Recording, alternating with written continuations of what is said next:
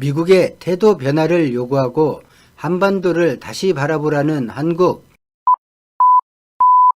아, 이지랴 어찌 우리 이날을 조국의 원수들이 짓밟아 오던 날을. 이 노래를 아신다면 최소 40대 이상이겠죠. 어찌 우리 이날에서 이날은 6.25를 가리키는데 지금까지 이날 이유만 강조해 가르쳤습니다. 어렸을 때 이 노래를 배우며 저 또한 분기 같은 것이 솟구치곤 했습니다. 북한 김일성이 아주 완벽히 잘못된 판단을 해서 민족 상잔이 일어났습니다. 6.25는 다시 일어나서는 안 되는 가장 최악의 민족 비극입니다. 그럼 왜 6.25가 일어났는지 6.25 노래에서 지칭하는 이날을 조금 앞으로 가져가서 이야기를 하겠습니다.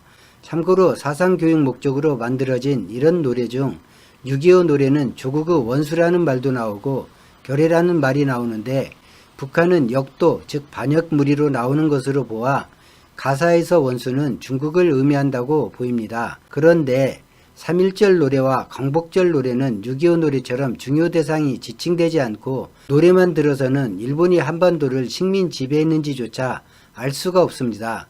왜 그럴까요? 단순합니다.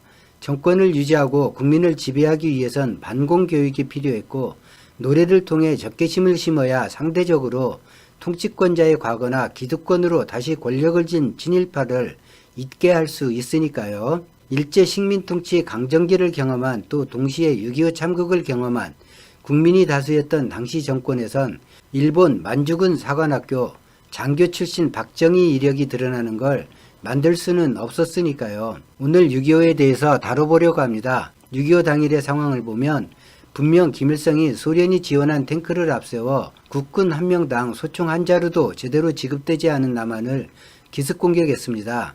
미군은 500명 정도 행정 인력을 남긴 채 모두 철수했고 그야말로 총칼 들고 탱크에 맞서야 하는 상황이었는데 참 많은 한민족이 죽고 다치는 잊지 못할 민족전쟁이 벌어진 것입니다. 6.25를 제대로 바라보려면 1950년을 보면 너무 단순하고 어떤 교훈도 얻기 어렵습니다. 오직 반공교육 그것 딱 하나와 자유로운 국가 남한을 지켜주기 위해 수만 명을 희생한 은인으로서 미국만 남습니다.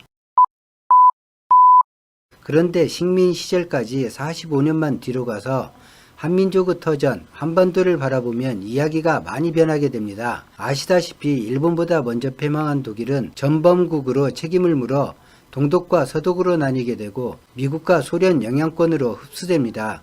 그 유명한 베를린 장벽을 사이에 두고 냉전시대 유럽의 상징이 되었습니다. 1800년대 미국에 의해 강제 개방된 일본은 짧은 시간에 산업화를 이루고 미국이 통제하기 어려울 만큼 군사력 증강을 이룹니다. 속절없이 서양 열강에 당하는 중국을 보면서 임진왜란 때처럼 힘을 분출하고 싶어 했고 가장 큰 걸림돌은 중국이 아닌 미국이었습니다. 조선과 미국은 수호 통상조약을 맺은 관계였기 때문입니다. 당시 미국은 스페인과 전쟁에서 승리하여 필리핀을 점령해 미국령으로 만들었습니다. 강제로 필리핀을 점령한 미국과 조선을 대륙발판 기지로 활용하려는 두 강대국이 협상을 합니다.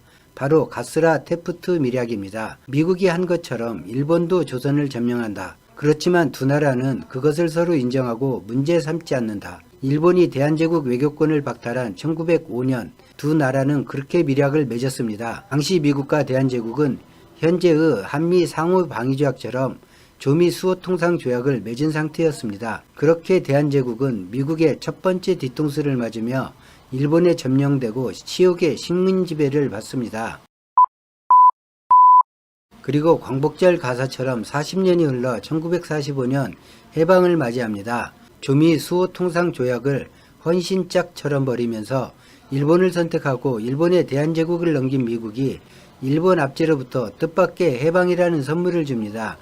여기서 대한제국이 무능하고 약한 것을 미국 탓하느냐는 분 계실 텐데 국가 간 조약을 어긴 것은 미국이고 미국은 조미 수호 통상 조약을 내세워 반대했어야 합니다.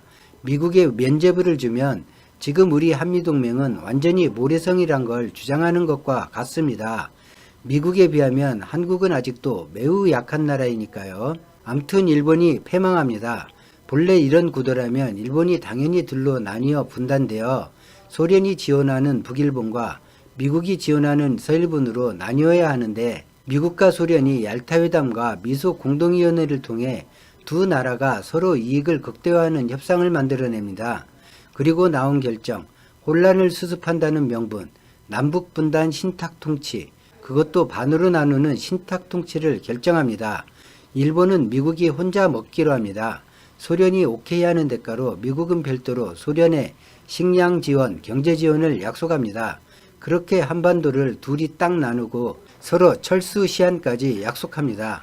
미국은 다시 한번 한민족 한반도를 미국 이익만을 위해 희생시킵니다. 이렇게 미국은 두 번째로 한민족 뒤통수를 치게 됩니다. 어떤 분이 그러더군요. 신탁 통치로 분단되지 않았으면 공산화되었을 것이다. 그러니까 남북 분단되고 6.25가 일어났지만 한국엔 잘 된 것이다. 사람 머리로 이렇게 생각할 수도 있는구나 싶었습니다.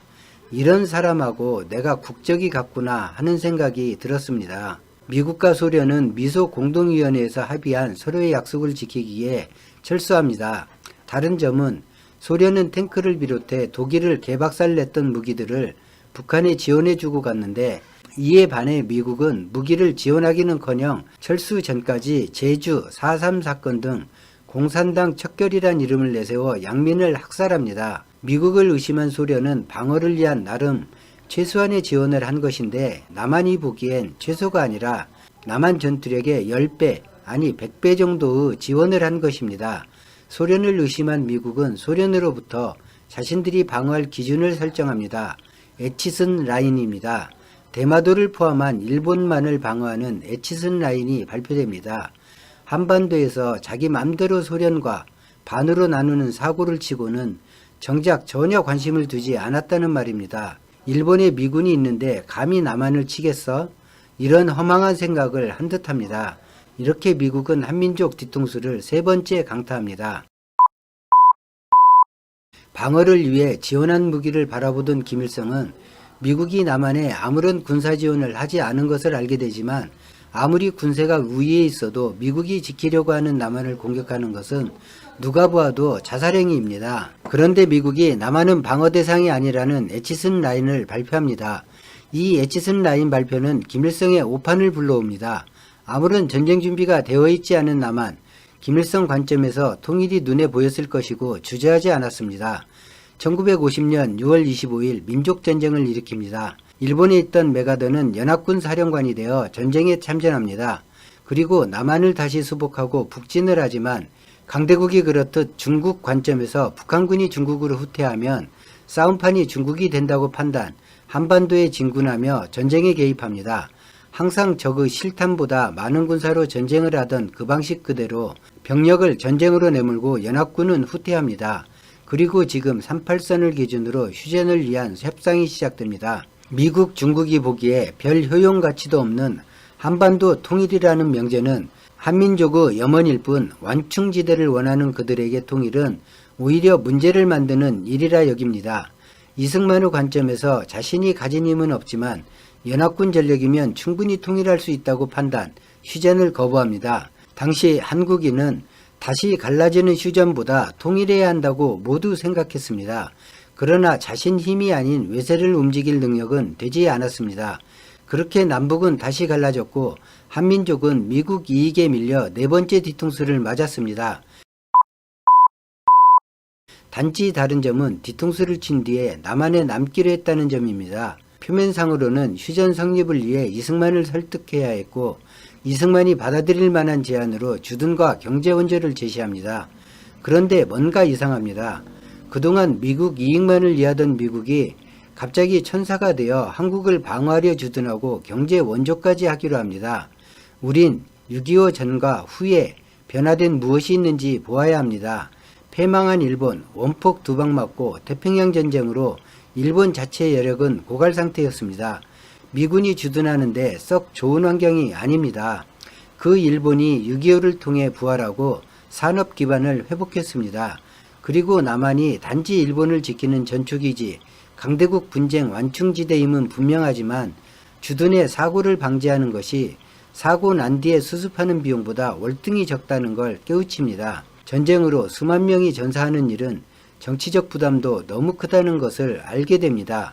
바로 미국이 추구하는 인도태평양 전략에서 한국의 주둔에 큰 사고를 막는 것이 효과적이라 판단합니다. 결국 미국 이익입니다. 천사가 된 것이 아닙니다. 우리는 일본을 향해 태풍 방파제라 부르기도 합니다. 한국은 지금껏 원치 않게 일본을 방어하는 전진기지 역할을 해왔습니다. 한일 지소미아를 밀어붙인 미국, 군사연합편지에서 자위대에 국군을 넣고 싶어하는 미국, 한국 군사작전권이 미국에 있기에 가능한 일들입니다. 미국 의도와 상관없이 한국인이 지닌 나은 삶에 대한 갈망, 자식에 대한 투자, 그리고 우리라고 하는 독특한 정서로 2020년 세계 9번째 강대국이 되었고 2020년 군사력 6위에 올랐습니다. 그런데 전작권은 없습니다. 한국은 지금도 미국 의도에 따라 움직여지는 장기판의 말 같은 처지입니다. 미국의 이익이 어느 곳으로 흘러가든지 미국 이익에 따라 한민족 운명이 저울질되는 일 없도록 해야 합니다. 전작권은 주권을 상징하는 것을 넘어 실제 주권입니다. 헌법 1조 2항에 대한민국의 주권은 국민에 있고 모든 권력은 국민에게서 나온다 라고 되어 있습니다. 그 권력 중 가장 강한 권력이 군권입니다. 지금 군권이 누구에게 있나요? 군대는 싸우기 위해 만들어진 국가에서 가장 강력한 존재입니다. 군권이 없는 국가 부끄러워해야 합니다. 전작권과 미군 철수는 전혀 별개입니다. 이는 미국 방위백서에 기재된 내용입니다. 그리고 미국이 지금까지 일본 방파제 이용과 치료만 생각했던 태도를 버리고 한반도를 다시 바라보면 미국에도 한국에도 양국에 더 좋을 것입니다. 전작권 하루빨리 환수하도록 한 목소리를 부탁드립니다. 오늘 영상은 여기까지입니다. 고맙습니다.